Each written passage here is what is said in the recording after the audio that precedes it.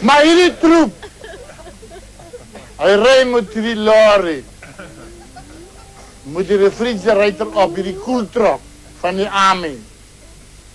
Hy het die vlees afgelei by die kamp en toe hy deur die rook kom, hy kry 'n koeltrok van die wildbewaring wat gebreek het. Hy is vol pikkewyne. Nou die man die pikkewyne afgelei het, hulle kan 'n bietjie rondloop daar buite en dan sprek hulle in die trap.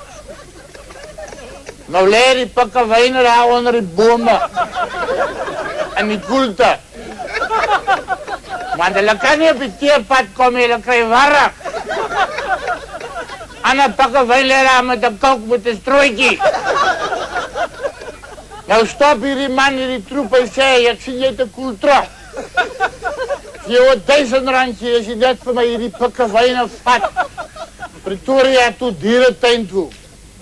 Hulle gaan vrekbrand hier. Hy sê enige tyd. Hy lei die pikkewyne. Daar gaat hulle.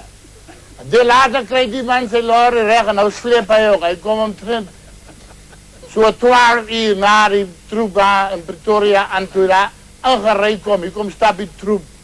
Moet die klomp pikkewyne in Kerkstraat af. Hy sê, waar ga jy nou weer? Hy sê, nee, ek was nou met hulle by die dieretuin, ons het nou geld oor, nou vat ek hulle byskop toe.